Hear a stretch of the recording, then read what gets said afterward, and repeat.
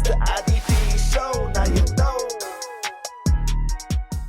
Welcome to the IDP show. I'm your host, Josh Raymer, joined in the virtual So Check tonight from Cleveland and 4 for 4. It is Mike Woellert. Mike, how are you, my friend?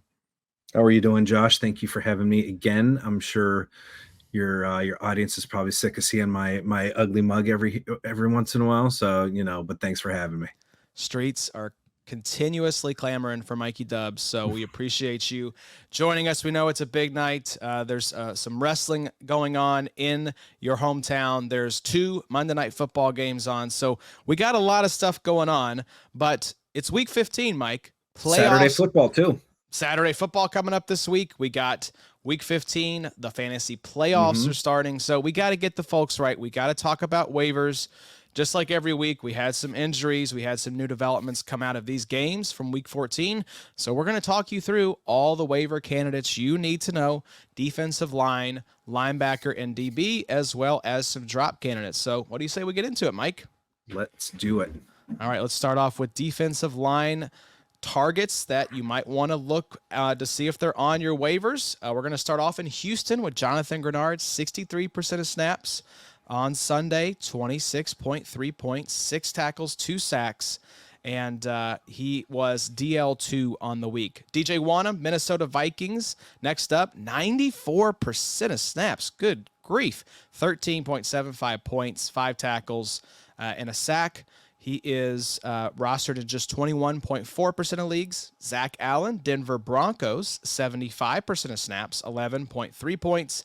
A tackle, a sack, and he generated 8 QB pressures with 3 QB hits, rostered in just 20.5% of leagues. And then Jaron Reed, defensive tackle for the Seahawks, 78% of snaps, 12.3 points, 4 tackles, and a sack, rostered in just 11.2% of leagues. Mike, who tickles your fancy the most from this list here?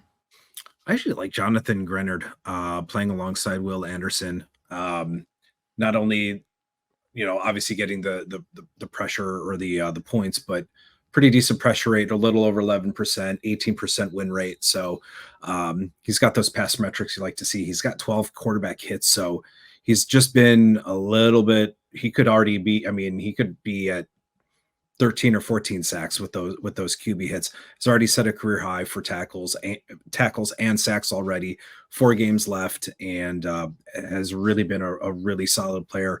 D'Amico Ryans has done wonders, I think, for this defense. A few guys have really stepped up, and so I like Brenard. I don't know, something about Wanham. Little bit inefficient. At times he can explode. His numbers are a little bit inflated from the Green Bay game where I think he had 2 or 3 sacks.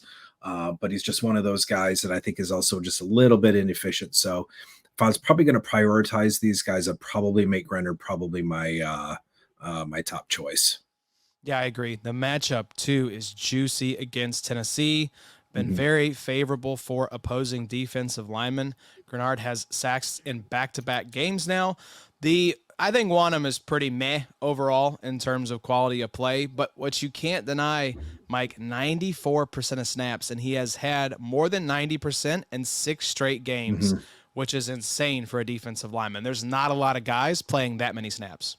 Yeah, and I think two games with the Titans.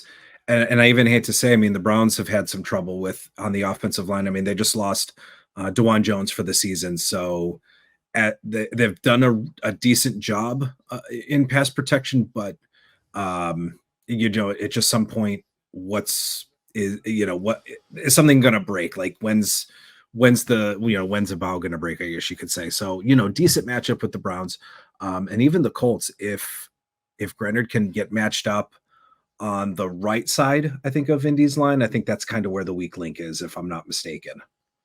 Yeah, the right tackle was out this past week. Bernard Raymond has been pretty good for the Colts. Of course, you have Quentin Nelson on the left side as well. You want to be on the right side of the Colts offensive line. That's definitely where the weak points are. I will say, Zach Allen, 75% of snaps. That's beautiful. Sacks now in 3 straight games, and also he gets Detroit next week, who is a top 5 team for opposing defensive linemen. So Zach Allen, a good player getting a lot of snaps. I would probably go Grenard 1, Allen 2, Wanham 3, and then Jaron Reed 4. What do you think about that order, Mike? I do not have a problem with that. I think that's pretty good. That's probably where I'd probably prioritize them. Yep. All right, so let's move to drop candidates and talk about some big names that have just been underperforming. And these are the types of decisions that we have to make, Mike. So up first is a big name who was traded in season, Chase Young, San Francisco 49ers, just 49% of snaps in week 14. 3 points, 0 tackles, rostered in 60% of leagues, but no sacks since week 11. Has not recorded 1 tackle over the last 3 weeks, and 3 weeks playing at or below 50% of snaps. Next up, Shaq Barrett, Tampa Bay Buccaneers, 63% of snaps, just 4.5 points, 4 tackles, rostered in 32% of leagues. Snap share hasn't been more than 70% since week 9. No sacks since week 10. 4 straight single-digit scoring performances, and he graded out as the second worst Tampa Bay defender, according to PFF this past weekend. Next up, it was a guy who started the season hot but has really cooled off, Boye Mafe, 82% of snaps, just 3 tackles, rostered in 42% of leagues, no sacks since week 10, 4 straight single-digit scoring performances despite playing a healthy amount of snaps in each game.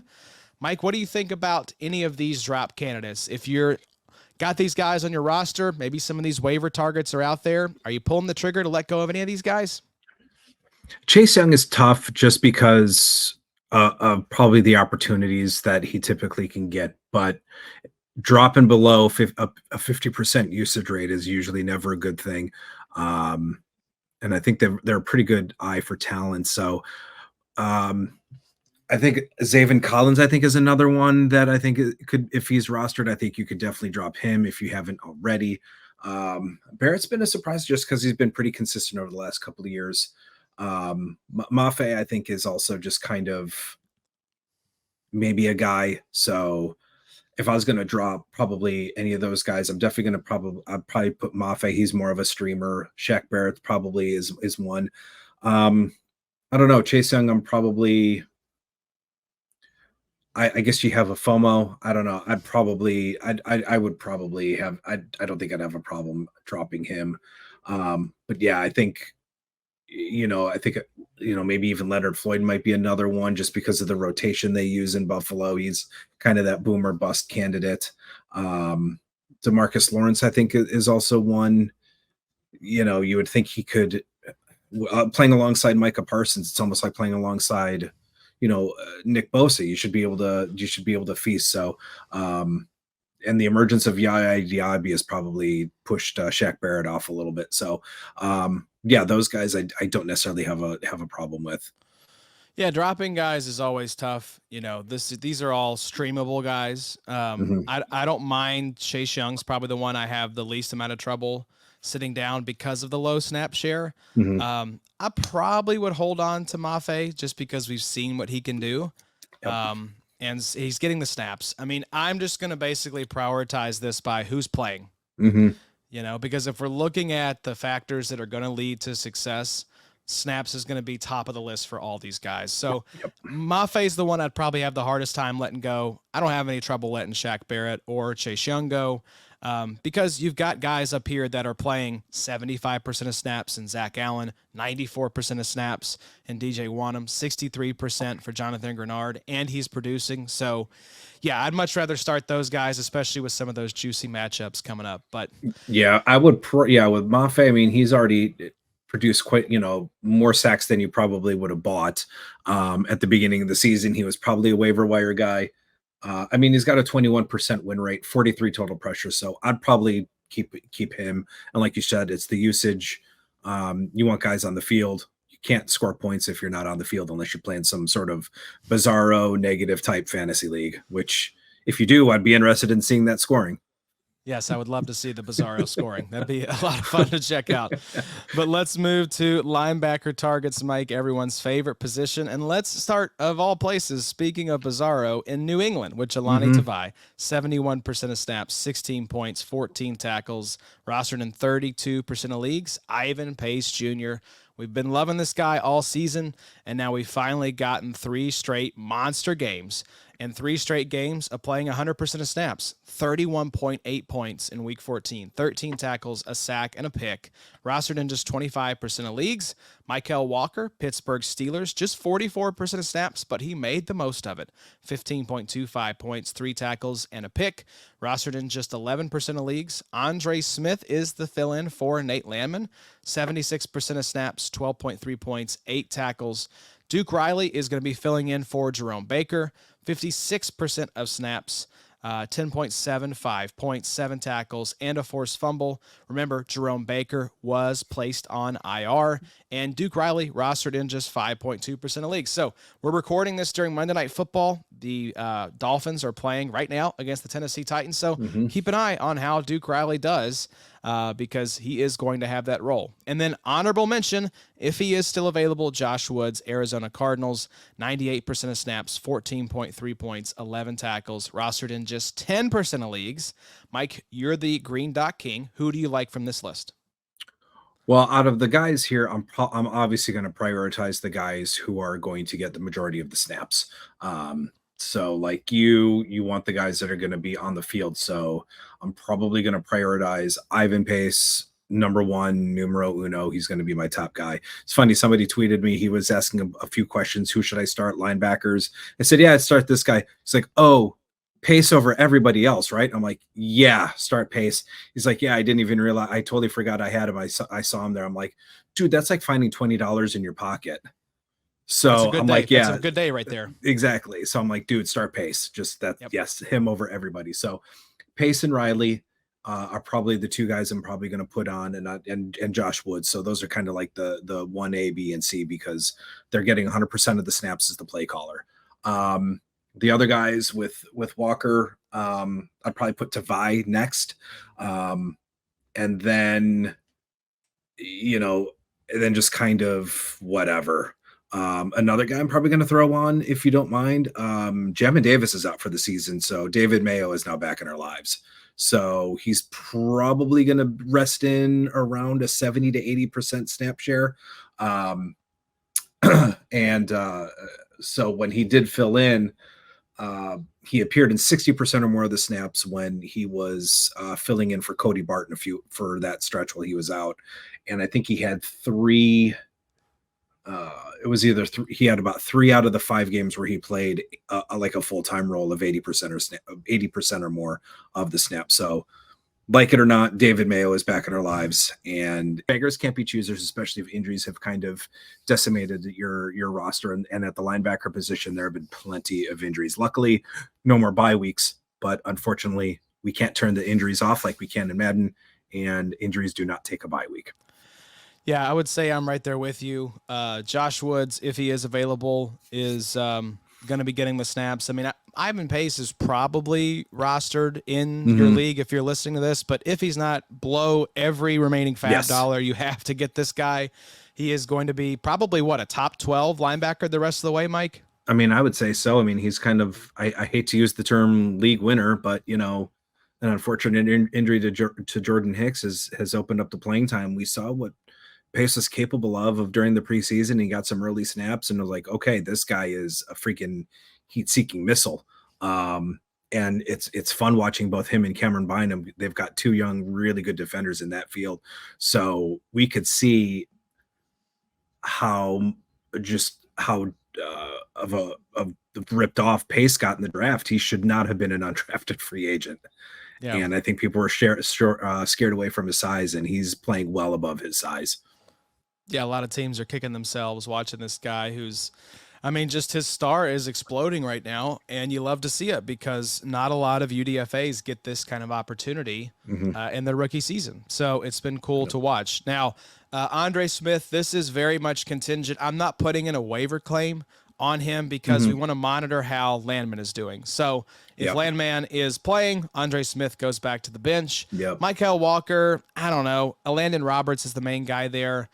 David Mayo, I think, is a fine kind of like put your money on Pace or Duke Riley and then put like $1 or $2 on a guy like David Mayo if you want to have a contingency in place. Tavai is fine. I just deep in my bones, I can't trust the New England Patriots with No. playing time. So, Yeah. and do you want to ride into round one of your playoffs with a Patriots linebacker in your starting lineup? That scares me to death. There's no way I'm doing that. Yeah, especially since they've been primarily, I want to say almost dime single linebacker heavy. But I mean, when Tavai's on the field, whether he plays 50% or 70%, he's productive.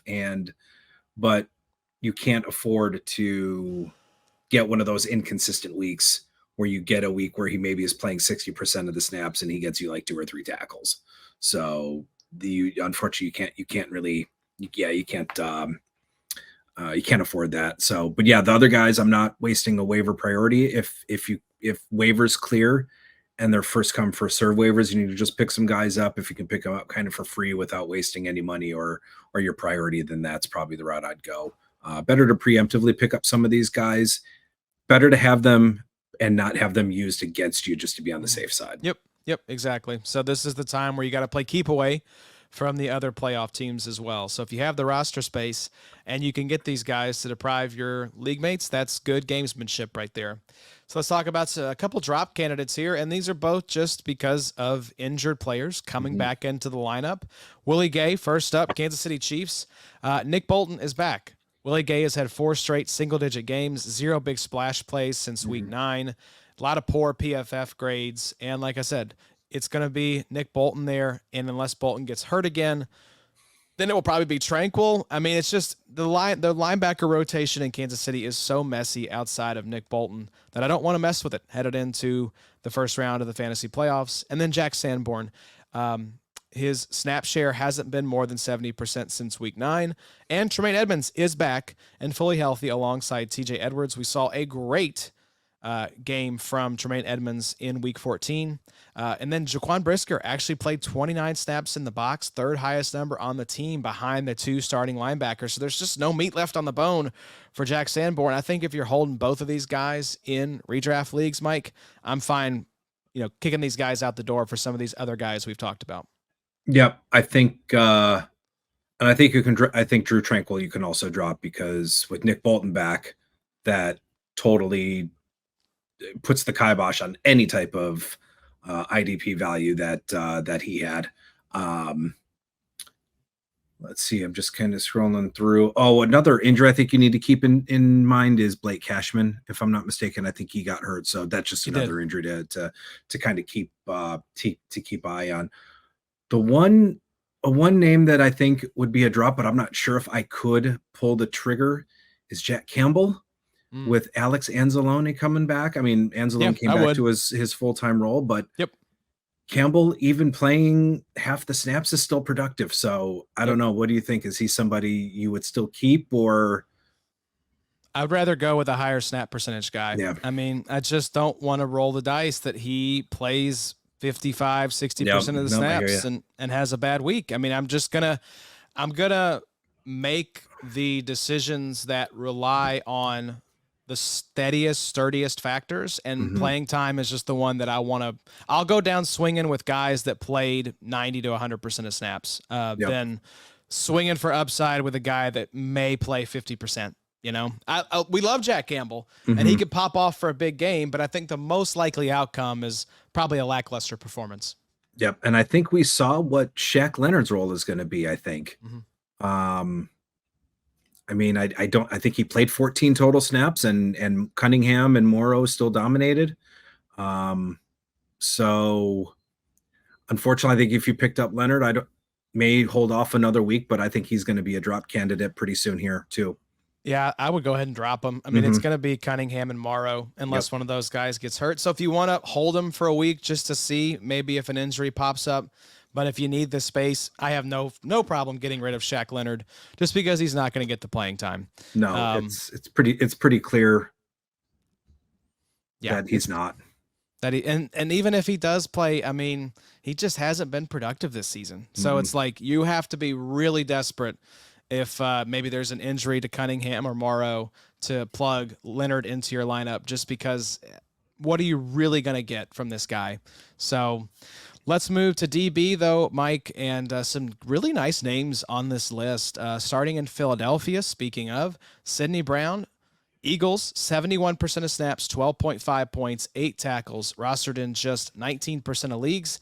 He has replaced a concussed Reed Blankenship, and this season we have seen time and time again, concussion protocol is very hard to clear for the next week. So I would say more than likely Reed Blankenship is going to be out for week 15, but monitor that. Jair Brown, another rookie, San Francisco 49ers, 100% of snaps. He has replaced Talanoa Hufanga, who had the knee injury, 16.3 points, 6 tackles, and a pick, rostered in just 15% of leagues. Martin Emerson, Cleveland Browns, Mike, 98% of snaps, 27.1 points, 4 tackles, 2 picks. Yep, definitely helps boost the total there. Jaquan McMillian, Denver Broncos, 99% of snaps, 20.3 points, 5 tackles, and a sack, playing that slot corner role there, rostered in just 7% of leagues. Ronnie Harrison, bit of a cheat code for the Indianapolis Colts, converted safety, playing linebacker. Now, if we get EJ Speed back, what does that role look like? So keep an eye on that. Jordan Howden, New Orleans Saints, 95% of snaps, filling in for Marcus May, who is on IR, 95% of snaps, 23 points, rostered in just 5% of leagues.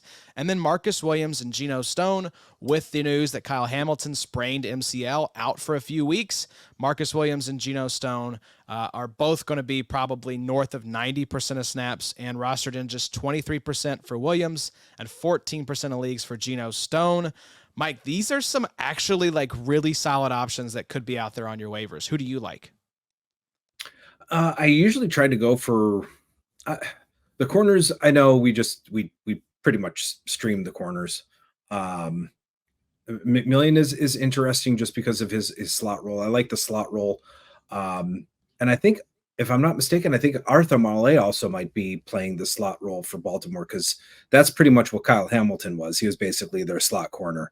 Brown, I like Brown, and I like both Browns, Sidney and Jair. So he's taking advantage of the season-ending injury to Hufanga. So I personally like the 2 Browns. The other guys, I think, Howden is interesting, but the other guys I'm probably going to put at the kind of near the bottom of the priority list. Harrison, former Brown, I was surprised to see his name. I'm like, okay, yeah, he has the linebacker, so yeah, he had some big plays. But yeah, the 2 Browns I'm probably putting ahead. Probably McMillian, and then the other guys are probably just going to be, just whomever. Wherever you think you need the help. Yeah, I probably would go with probably Jair Brown number 1, because we know Talanoa Hufanga is not coming back. I'd probably go Sidney Brown number 2, just because I don't think Reed Blankenship is going to play. But then I'd probably go Jordan Howden number 3. This guy is a playmaker. Yep. We talked about it on the recap episode last night. He has been making big plays left, right, and center since he took over for Marcus May. And Marcus May is going to be out 4 games. So that means Howden has the job for the entirety of the fantasy playoffs. So you don't have to worry about him coming back and stealing that job from Howden. So that's how I would prioritize it. But some really good options. Yeah. And if Harrison, monitor the health of EJ Speed. I think there's a chance that Speed is back, and if he is, I'm not touching Ronnie Harrison, just because we don't know what that role is going to be. Do you have a preference between either of the Baltimore safeties who you like in replacement of Kyle Hamilton? I would probably go Geno Stone. I think he's proved to be a little bit more productive, can make those big plays. We'll get some tackles. We'll get his nose into some business. So probably Geno Stone over Marcus Williams. All right, good deal. Well, let's talk drop candidates, and let's start in Detroit with Jerry Jacobs, 75% of snaps, but just 5.5 points and 2 tackles, rostered in 58% of leagues. No INTs since week 5, and the highest score since week 5 was 10.75 points in week 12. Kenny Moore, 100% of snaps for the Indianapolis Colts on Sunday, but just 8.75 points, 3 tackles, 3 solos. I'm not dropping Kenny Moore in cornerback required leagues, but in DB leagues like Sleeper, I think you can look to let this guy go. And then this is an easy drop for me. Jamal Adams, 99% of snaps, but the dude is just not good. He's kind of the Darius Leonard, Shaq Leonard equivalent for the safety position, except he's getting the volume, right? 5.8 points, 4 tackles, rostered in 41% of leagues, 0 big plays since his return in week 4. 0 sacks, 0 forced fumbles, 0 INTs, just 1 double-digit tackle game in that time, and he was the worst rated defender out of the 25 Seahawks who played this week, and he's also an ass on Twitter. So I have no problem letting Jamal Adams go, just as a virtue signal, if nothing else. Mike, what do you think about some of these drop candidates, and do you have anyone else that you would consider letting go? I don't have a problem with any of those. Obviously, you can drop Brian Cook, or if you want to put him on an IR slot, maybe pick up Mike Edwards if you need a replacement.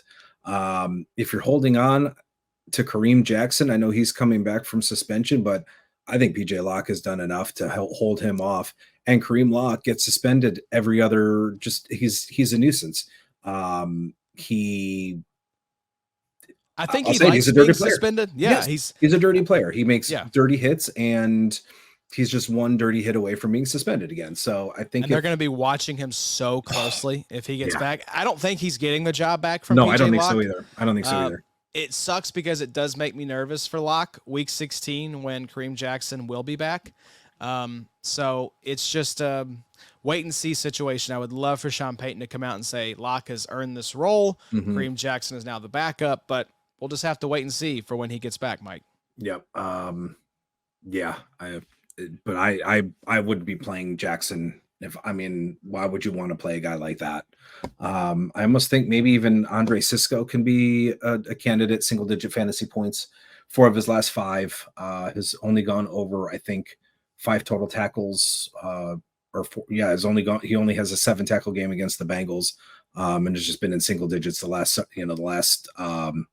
the last 5 weeks since the bye. So I think Cisco is another one I think you can consider dropping. Just getting snaps, but just not productive. Yep, that's a recipe for a good drop right there. And as you said the last time we were together, Mike, you have no problems letting go of DBs. No. If they're not producing, if they're not getting the snaps, get them out of there and give me the guys that are. So chase the snaps, look at the matchup data that like John puts out, or, look at PFF, look at your MFL leagues to see which teams are allowing the most points to certain positions, and just go with good matchups. Go with that perfect quadrant, right? Like the upper right corner is the teams that have the players that have good matchups for scoring to their position or tackles to their position, and then also getting a high number of snaps. Those are the guys that you want to shoot for, even if, Mike, they're names that maybe you've never heard of before or that you could have ever envisioned starting in the first round of your playoffs. That's what happens every year. Every year. Our perfect lineups in, April and May get shot all to pieces. We do what we got to do, man. What was it a couple of weeks ago when EJ Speed was out or Zaire Franklin was out? We're like, all right, EJ Speed, Shaq Leonard, and here comes Sagoon Olubi. Yeah. What? What is this? Hopefully we have no Olubi moments this week. Hopefully none of these guys just get the trapdoor yanked out from under them, but we'll keep you posted if that does happen for week 16 waivers. But Mike, you do excellent work over at 4 for 4. You've, of course, got the 3-down linebacker article. You're doing waivers. You've got the matchups column as well as your rankings. So people can check that out over there, 4for4.com. Mike, all the guys we've talked about, DL, LB, DB, who is the guy that you are prioritizing most getting on your rosters for the first round of the playoffs? Oh, totally. It's Ivan Pace. That's my top guy. If Pace is not available, it's probably going to be the two, any of the other green dot guys. It's probably going to be Duke Riley or Josh Woods. So I prioritize the linebackers ahead of all the other positions. So Pace is probably my top ad, and then the other guys that are going to be on to 80% or more of the snaps. Yeah, for me, I love that matchup Jonathan Grenard has going against Tennessee. That is juicy. So that would probably be my top one. Then I would also look at one of the safeties that we mentioned, either of the rookies there, Sidney Brown or Jair Brown. Basically prioritize that based on if Reed Blankenship is out or not. So there you go, folks. check out theidpshow.com. Check out 4 for 4. And stay tuned this week. We've got John Norton coming up with Chase talking rankings. We've got a Dynasty episode coming out on Friday with Tripp and Sig. And we'll be back next week to talk about waivers for Week 16. But until then, enjoy the football. Good luck in round 1, and we'll see you next time. It's the IDP show, now you know.